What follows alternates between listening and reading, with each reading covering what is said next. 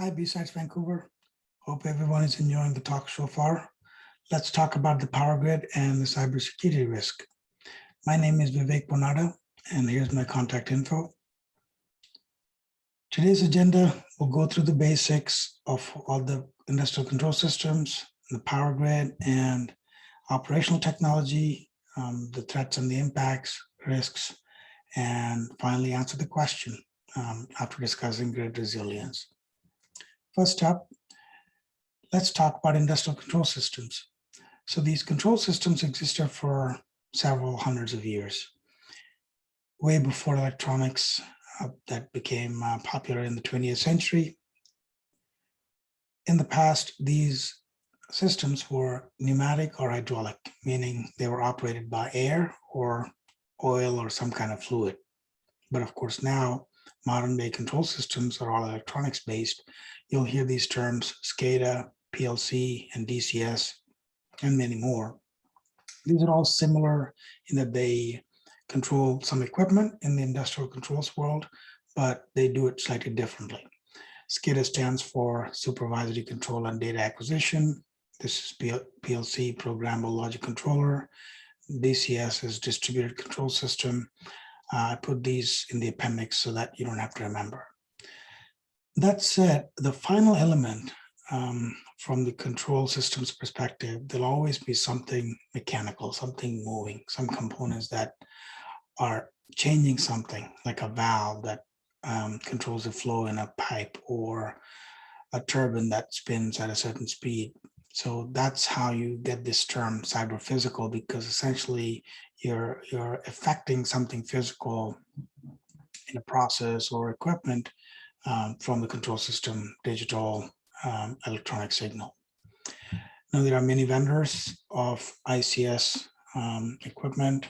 So Rockwell Automation makes the Allen Bradley PLCs, for example. Honeywell has their DCS line.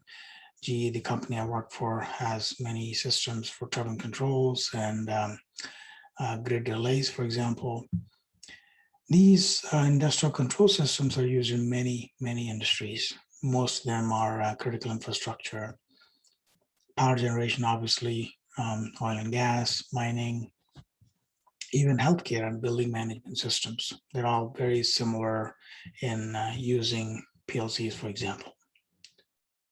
Specific to power generation, transmission, and distribution, this example shows a power plant with a typical step-up transformer that changes the voltage from a lower voltage here to a higher voltage here, transmits it so that it's more efficient. And then where people are, we then do the opposite. We step down the voltage to what we need here in our houses, which is 110 volts AC. So the good thing about this is it kind of shows how power is balanced from generation through transmission to distribution, because there is no storage in a typical grid. Whatever power is produced needs to be consumed. So that balance has to exist on a millisecond basis. Now here you see the generation mix. So Canada, we have about 652 terawatt hours, slightly older graphic, but still representative. We have a diverse mix. We have a significant amount of hydro. We also have some nuclear. BC actually has about 85% hydro and a lot less nuclear compared to Ontario, for example. This mix is quite different from what you see in the US. The US obviously is a much bigger grid, the billion kilowatt hours equivalent to this 5 times. So their mix has a significantly more coal and natural gas. And of course, they have the others as well. But the key thing to remember is the Canadian grids and the US grids are connected. So you can think of this as if Canada has 3 grids. You got the West, the East, and then Quebec. And similarly, the mainland US has the West, the East, and Texas. But there are more shown here because obviously Alaska and Hawaii will have their own. But more importantly, this mainland is kind can divide into these coordinating councils that kind of control the amount of power within the zone. Okay. And it's not all one grid because, for example, it's possible to transmit power from one end of the western interconnection to the other, but not necessarily the same amount or even any significant amount from the west to the east, because these two grids are not in sync. So they're not synchronized to each other. So there are some connections, so you can export some power, but that's a DC line, for example, not AC, because they're not synced. The general reliability issues, I highlighted cyber threats on both the structural and operational, but the grid is much more complex. It's got a lot of other issues as well that you all need to be aware of.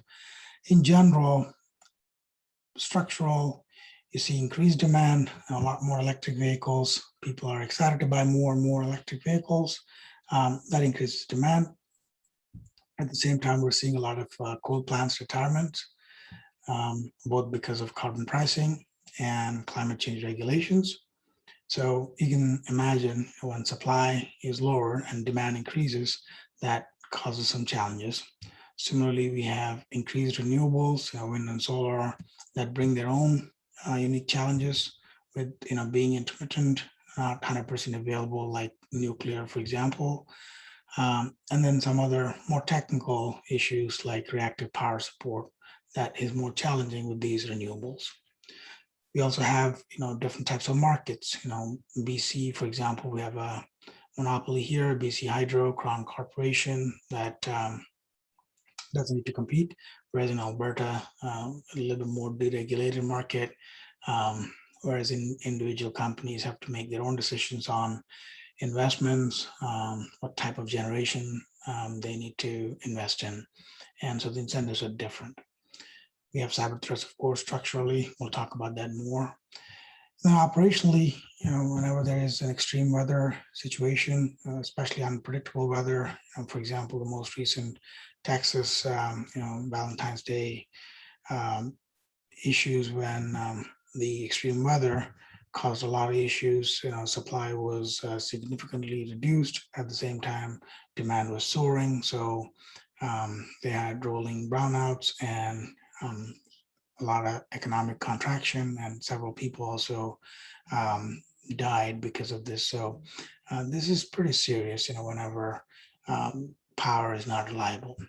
Of course, wildfires cause the same kind of effect where unpredictable weather causes issues both on the supply and demand side. And then sometimes equipment failure. The most famous one happens to be this 2003 Northeast outage where for several days people lost power. In fact, many of the regulation that we have currently stems from this time period when they advised more information sharing across different regional operators so that these kind of cascading failures can be avoided. There's also this threat of copper theft. These AC transmission lines are made out of copper. And of course, we have operational threats, cybersecurity wise. Let's discuss a little bit more about operational technology. So this is very popular for understanding industrial control systems. It's called the Purdue reference model. And it's a hierarchical model. It goes from 0 to 5. And at the very base level, level 0, you have field devices, these sensors like pressure and temperature sensing equipment. That's called level 0. And then they all talk to the controllers at level 1. These controllers are typically risk reduced instruction set computing type devices. And they are essentially the heart of the industrial control system. They then interface to a human machine interface. They communicate to an operator essentially. They display values here. The operator can then make adjustments or take any action, start, stop a pump, for example. That's dubbed level 2. Historically, this is what was called industrial control systems. And of course, this could be just one site. And if you have multiple sites and they're controlled by a common human machine interface at a WAN level, for example, at a central control room, that would be termed level 2. And there are other devices at level 2 as well that are kind of common across multiple lands. And this term OT is introduced because this equipment looks very similar to IT equipment, right? So hardware-wise, it might be the exact hardware used in the IT side as well. However, the software that you install on these HMIs or engineering workstation is different. It's meant for ICS purposes. And some of the protocols you use are also different. So that's why this term OT is more applicable, as in it's IT-like, but not exactly IT.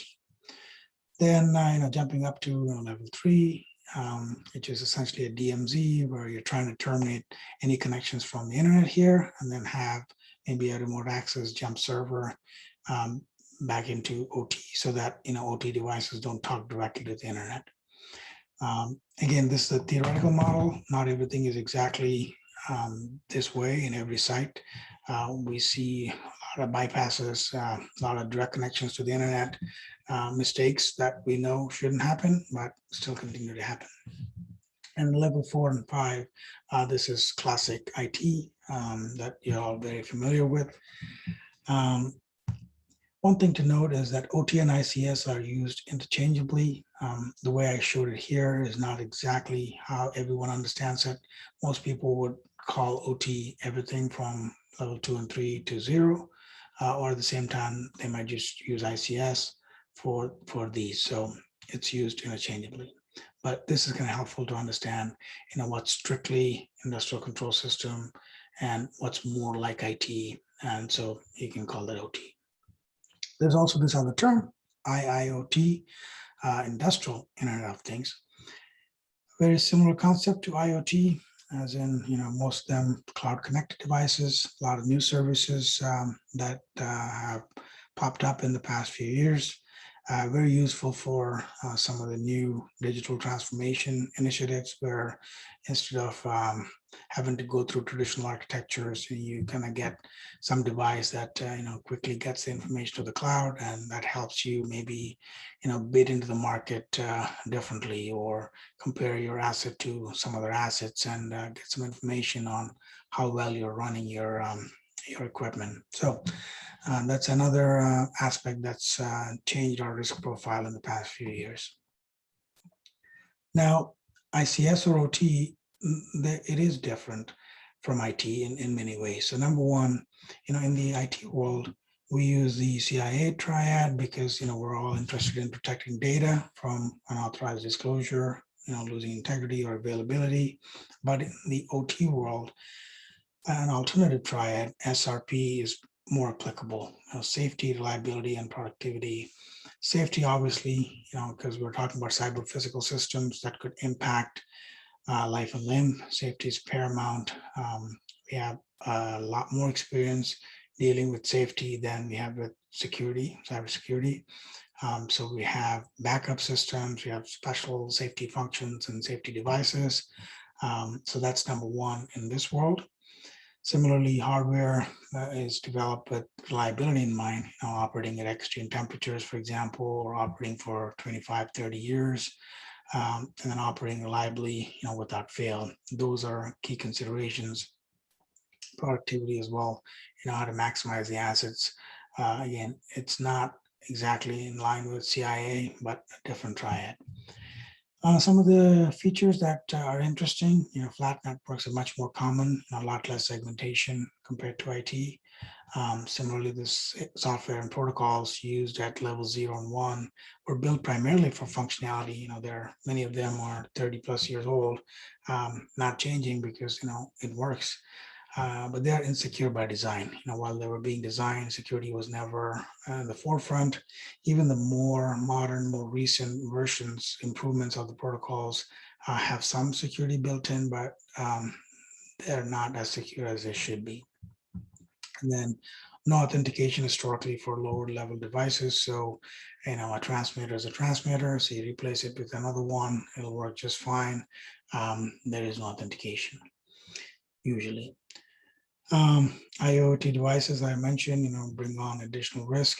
They bring some features, but always come with additional risk that you need to manage. Now, even though ICS or OT uses many IT-like devices, IT solutions do not always apply to the OT world. For example, the human-machine interfaces, if you want to have the operator log in every time and authenticate, just to prove that it's that person, what if he is logged out? He or she would not be able to adjust, whatever parameter, and it might be a safety issue. So the traditional authentication models do not work. The HMIs are typically always open, never locked out, always open screen that I can walk up and touch, if I happen to be in the control room. Similarly, USB access, if you're talking about data loss prevention or data leak prevention and want to block USB access, but these PLCs probably do not have any other way to update logic, but use the USB. So that's again something different. And also when we use firewalls, worst case, if you suspect something, we can't use, drop all packets, when you suspect a malicious traffic or packet, because that might have unintended safety consequences. Maybe some packet that is intended for a safety function is missed or dropped, and that would cause problems. So we can't use the traditional firewalls the way we use in IT. And then this is one of the more interesting things for me, that patching is very different in OT. So one, patching at the lower level, the level 1 devices might not be available at all. Many of them don't have memory to get any patches, and some, maybe the vendors are not around anymore, or maybe they end of life, they already issued end of life years ago, but the asset functions, so it continues to work, but can be patched. In many other cases, even HMIs that you can patch and you fully patch do not reduce risk. So unlike in IT, where we typically consider a fully patched system to have the lowest risk, in this case, because the protocols themselves are insecure, it doesn't matter if an operator issues a command, or if a malicious attacker is able to somehow compromise and issue a command, that'll still execute on a fully patched system. So what are you gaining by installing the patch, right? So we typically don't, if the risk is not being reduced. Now let's talk about the threats and impacts. So we've all heard of Stuxnet, and we've had 5 distinct and major ICS attacks in the past decade or so, starting with Stuxnet, but we have had a lot more of the other types. So, for example, the insecure remote access, or traditional ransomware, or destructive malware. These are examples by the dozens, right? But we've only had so far 5 major ICS-specific attacks.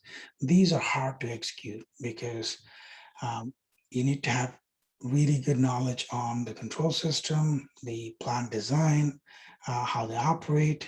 So it takes a significant amount of time to come up with an attack plan in this bucket, because you need to understand the physics of the plant, and you probably need to infiltrate the supply chain to get some of the malware on the systems. On the other hand, OT-like, or IT-like assets using ICS, WOT, or even direct IT assets that we use, in the enterprise, that, as we saw in that, level 4 or 5, if you're able to compromise that DMZ, or somehow got through level 3, level 2, you're essentially seeing IT attacks propagating into OT, or IT equipment used in OT has the same vulnerabilities, so being taken advantage of. So these examples, Oldsmar, Florida, most recent example, insecure remote access. And just this past week, DarkSide ransomware as a service on the Colonial pipeline. We're still waiting on more information, but we've had more examples before. I mean, this is not new, right? Destructive malware, NotPetya, huge impact, $10 billion. Merck's had significant losses, both revenue loss and actual recovery, disaster recovery expenses. Now, granted, not all of these threats and impacts happen in power plants because the ICS systems are pretty similar across all these industries. These are good lessons for power plants just as well. Now, specific to power plants and risks, we as a society are heavily dependent on electricity. A total blackout, which is essentially no power, is an extremely low likelihood scenario because of how the grid is structured and the regional operators and all the other reliability functionality that we have. However, we can imagine a scenario where a smaller region might be attacked or are forced to have loss of power. But as we saw in Texas, especially if something was happening in the bad weather situation or something like that, and someone takes advantage of it by using some other attack vector at the time, we can imagine how things are very difficult. Things are going to be very difficult for that region, right? And if they were having brownouts, which are essentially rolling power cuts, like you move from place to place because you only have a certain amount of power to distribute, and if hospitals in the area don't have enough backup power, then they're affected, right? So dependency on electricity impacts other sectors as well. And then codependency is, if you need natural gas to produce that extra, marginal 1 megawatt hour power, but the natural gas compressor station needs electricity. So that's what happened in Texas, for example, where, because of bad weather conditions, the natural gas pipes were frozen. They couldn't supply enough gas to the power plants. And because the power plants were not on and not able to supply power, the compressor stations that could boost the existing natural gas pressure couldn't do their job. So that kind of codependency is also something of a high risk. And another scenario you can think of is, if you have some threat actor, attacking the traffic signaling system or some kind of emergency services or telecom networks in the same area, while maybe brownouts are happening, essentially can cause chaos and a lot of panic. So it doesn't need a total blackout, the whole grid in Canada or BC to be shut down for a significant amount of chaos and panic to ensue. Specific to resources, we have skills gap. We always talk about that in the IT world, but it's even more acute because we have very few people that understand OT and IT. Therefore, our management most times can't evaluate business risk properly. They just will not, there's no one properly able to articulate what the impacts are, of doing something or not doing something. Similarly, funding for OT security remains very, low because most power companies underestimate the likelihood of, one of these scenarios happening. Now we are shoring up our defenses. It's not all doom and gloom. Lots of interesting things, lots of exciting things happening. In the ICS world, we're seeing a lot of cool developments. These days you can put level 1 devices on the domain. We have a lot more, firmware that's code signed by the manufacturer. So this doesn't obviously stop attacks like, SolarWinds, but, this is a much better situation than what we had before. Similarly, in the OT side, we're doing a lot more segmentation and isolating networks so that we can apply proper security controls to whatever is the most risky. We're also taking a lot of asset inventory and enabling proper access and authorization controls, especially at level 3 and above. And then at level 2 and below, whitelisting is actually a lot easier in OT than in IT because the equipment is pretty well understood. All the different scenarios are all not going to change year over year. The applications don't need to change. So we can incorporate whitelisting pretty easily and in a robust manner. And we now have both intrusion detection and intrusion prevention available on industrial protocols. Several industrial specific firewalls are available with these features. So we're starting to see more and more of their use. And then, of course, we have secure remote access solutions. Whatever you hear, an operator logging in from remote, that's the norm. But anytime, someone is actually planning a solution, we have solutions available.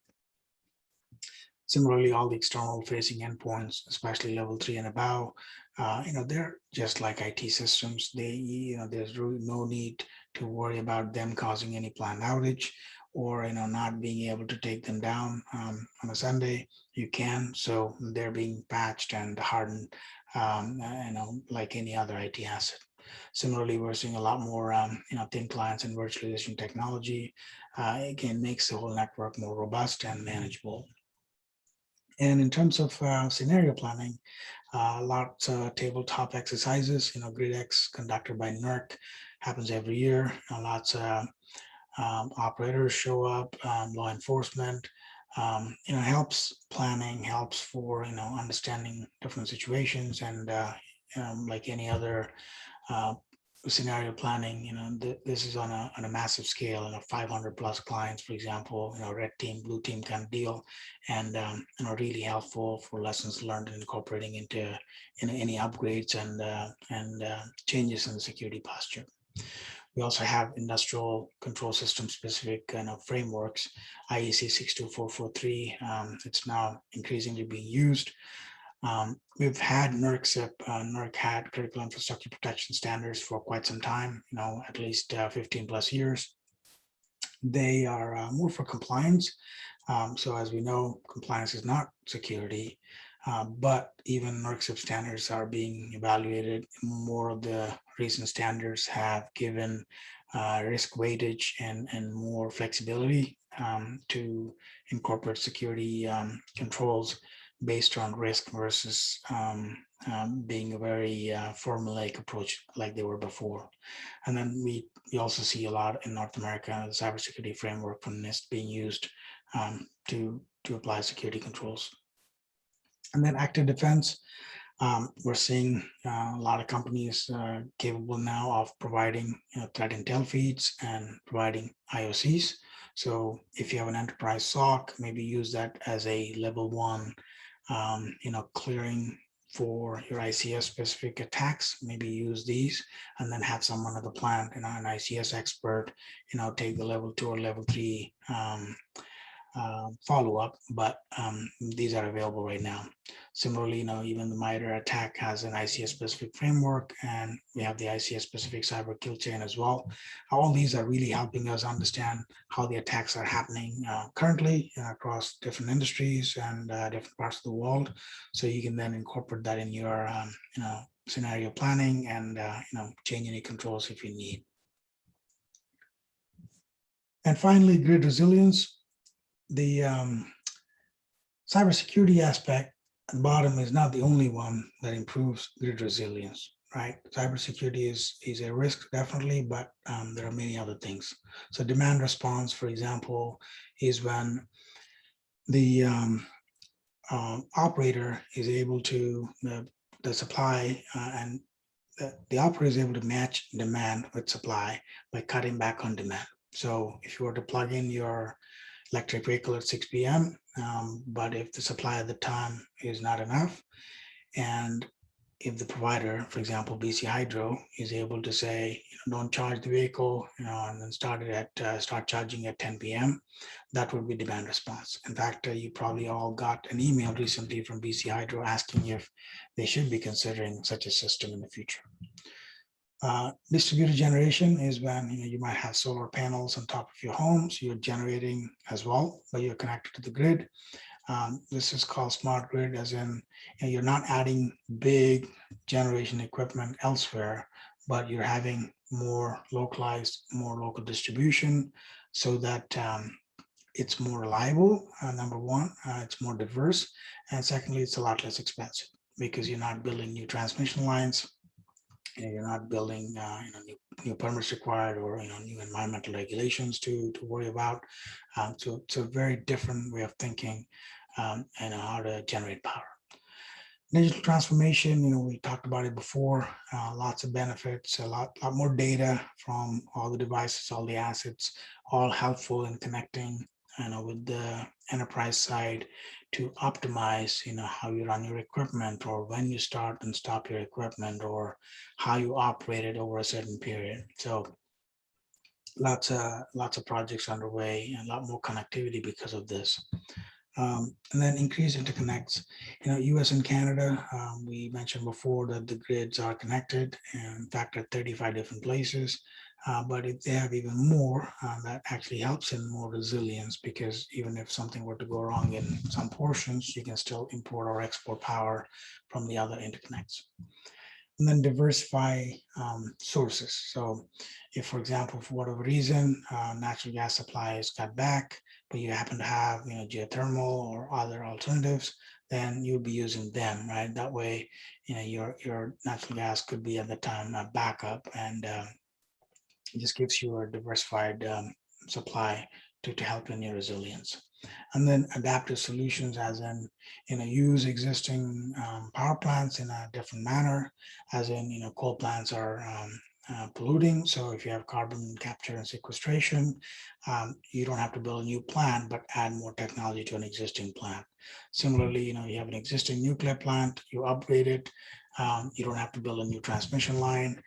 You're just using a non-polluting plant for much longer. Alternate fuels, again, same thing, you diversify fuel mix.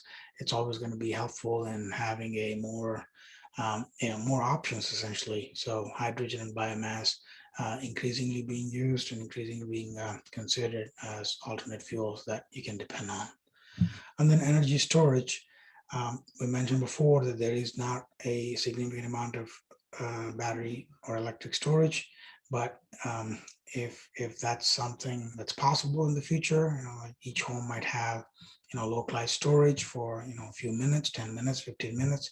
It really helps the grid in balancing power and not have to, build a lot more capacity, because usually that's what happens. If you don't have any flexibility, then you have to keep building so that you have this margin at the very top to cover every peak. But if you happen to have local distributed generation and some storage, then you can shave the peak, you can shave the max demand. And so you don't have to build a lot of power plants, a lot of generation. Finally, to close out, to improve the security posture, that really helps in, having a reliable grid and not have to worry too much if, something was at risk. We're seeing a lot more risk-based decision-making. We're seeing, the NERC-CIP regime improving, changing. In fact, FERC has come out with some requests for information asking if they should fundamentally change how NERC-CIP is implemented. And then finally, financial incentives, both on the supply side and the demand side, changing people's behavior. For example, on the demand side to, maybe not use as much power or not use at that time. So that really helps in balancing the grid and improves the overall reliability. So going back to the question, is the cybersecurity risk so significant in the power grid? Yes and no. There are many items, many vulnerabilities, so many risks, but so far have been managed well, and we're doing better. All right, I'll be available on the Discord channel for any questions.